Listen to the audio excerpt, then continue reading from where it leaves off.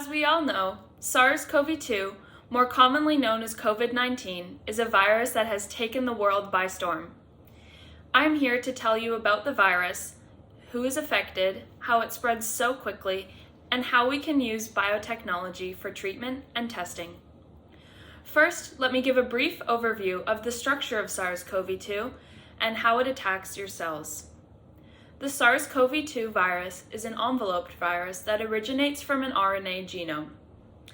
The virus is made up of single-stranded RNA that closely resembles mRNA, or messenger RNA. This means that once the virus enters your cells, it can start to undergo translation. The SARS-CoV-2 virus structure is made of spike proteins that bind to ACE2 receptors on the host cell. The ACE2 receptors are located in your body on respiratory surfaces, vascular, GI, and renal cells. This means that the virus has many entrances into your body. The genome of SARS-CoV-2 is a positive sense RNA that can be converted into functional RNAs. It has both a 5' M-capped and 3' capped polyend.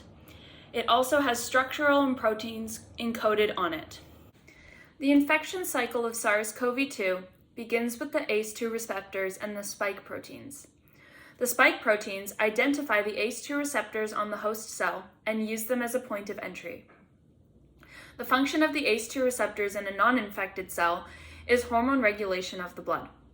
The virus is able to use this to its advantage and enters the host cell. There is also another point of entry the virus can use to attack the cell. The TMP-RSS2 protease is located on the host cell and is what activates the spike protein so that the virus can gain entry. Like the ACE2, its function is also hormone regulation. Once the virus enters the cell, it is enveloped by the host cell's membranes. The membranes then fuse together and the viral RNA gets released into the cytoplasm. After this, the host cell's ribosomes are hijacked into synthesizing the viral polymerase protein, which duplicates the genome. This protein synthesis produces a negative sense RNA. The polymerase is aided by a sort of proofreading protein that digests nucleotides after they are incorporated. This causes the SARS-CoV-2 virus to have a low mutation rate and differ from other RNA viruses. Next, the negative sense RNA keeps encoding, and the positive sense RNA that gets encoded is responsible for encoding the entire RNA genome, which will end up in the new viruses and also encodes for the subgenomic RNA pieces as well. The subgenomic RNA then gets translated into polypeptides. These polypeptides can become processed into proteins in the rough endoplasmic reticulum. This produces the viral protein that will be added to the membrane. The nucleocapsid proteins then gather together and bind the genomic RNA. The membranes will then bend around these clusters that have bound to the M proteins. One vesicle will contain multiple clusters that have bound to the M proteins. The Golgi vesicle will essentially contain multiple virus particles that are mature. These are called virions. The last part of this process involves the vesicle undergoing exocytosis. This is how the virus particles get released from the cell. The virus gets discharged when the vesicles that contain the virus particles move to the cell membrane and fuse together. The particles that are released alongside the virus particles weaken the cell membrane. This causes the cell to burst and thus releasing all the virus particles. This process has a lot of damage to the host cell, as each cell contains many vesicles that contain multiple virus particles. Once we understand this process, we can understand how COVID spreads so quickly and the range of effects that it has on different people. COVID's transmission process is through respiratory droplets from human to human. However, its origins are of zoonotic, meaning that it originated in animals. So how exactly did COVID evolve into this global pandemic? Well, One of the differences lies in the difference between SARS-CoV-1 and SARS-CoV-2. These two viruses share 86% of the same genetic makeup. However, SARS-CoV-2 is able to spread far more quickly. The spike proteins and ACE2 receptors on SARS-CoV-2 are able to bind 10 times more tightly than in SARS-CoV-1. The enzyme that allows them to do this is called furin. This is also the case with ACE2 receptors. SARS-CoV-2 is able to bind with a higher affinity to these receptors than in other strains of the virus. Now, once a person becomes infected with the virus, they can experience a range of different symptoms. Mild symptoms include fever, dry cough, and tiredness.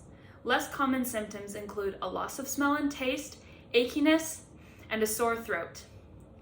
Severe symptoms include difficulty breathing, chest pain or pressure, and a loss of mobility, even in the worst cases, death.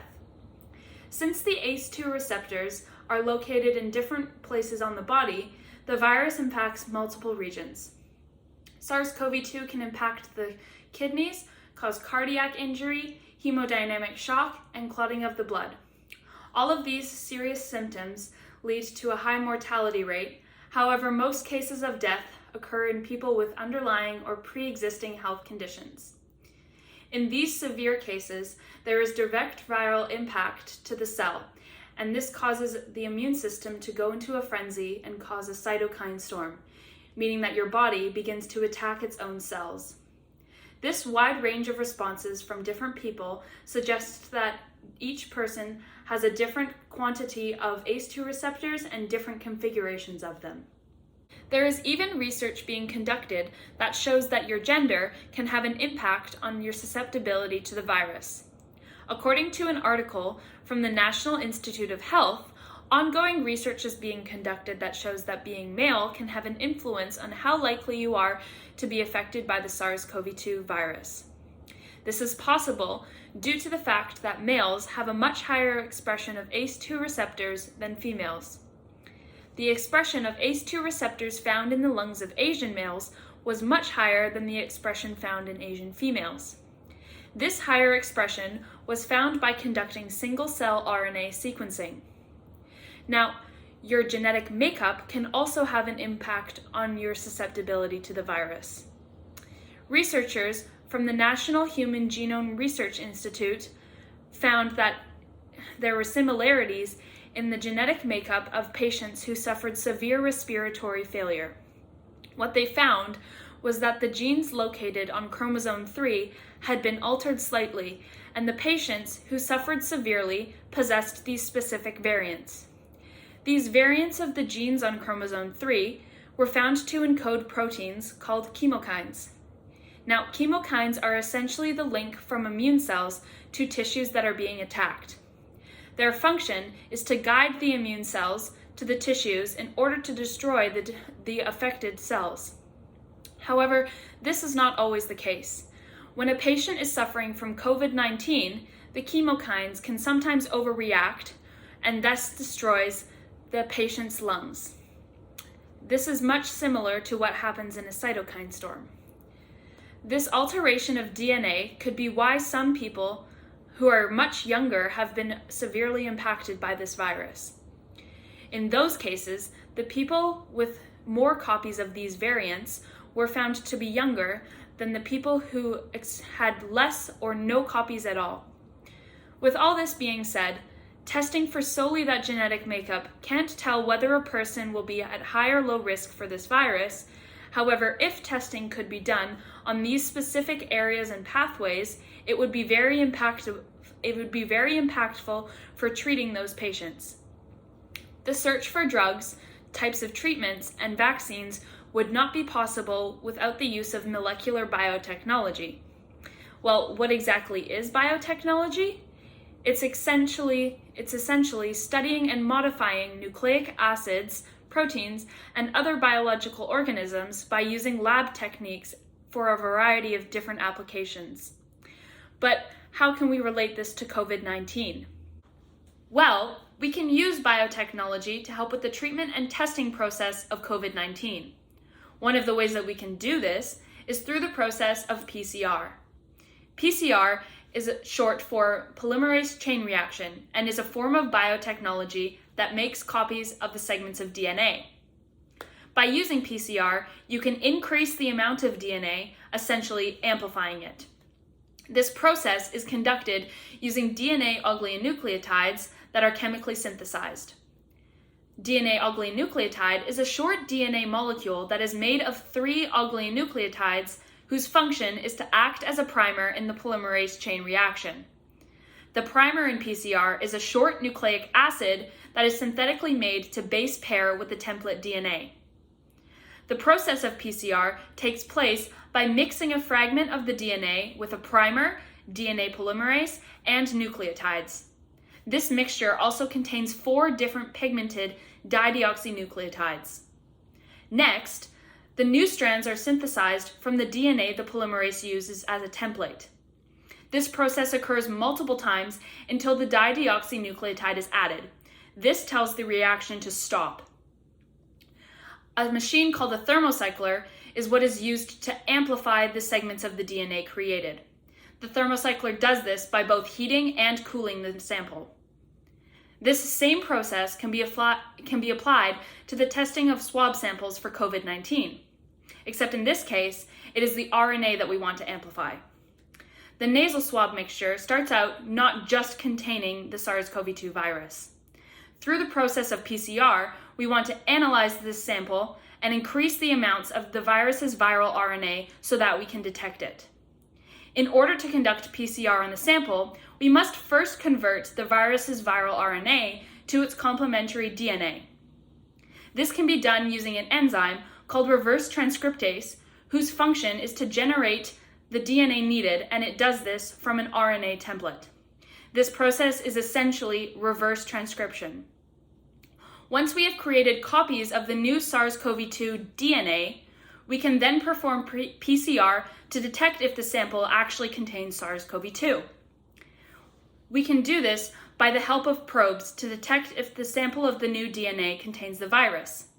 One of the types of probes we can use is a fluorescence probe, who is made up of fluorescently labeled DNA oligonucleotides. In conclusion, the SARS-CoV-2 virus is not something that should be taken lightly, nor should it be considered as merely a cold. In the future, hopefully biotechnology could provide us with a cure, but for now, it will hopefully help us in delivering a successful vaccine and helping in the testing and treatment process of COVID-19. For now, wearing a mask and social distancing is our best bet at flattening this curve. Thank you so much for listening to my bio project, and have a happy holidays.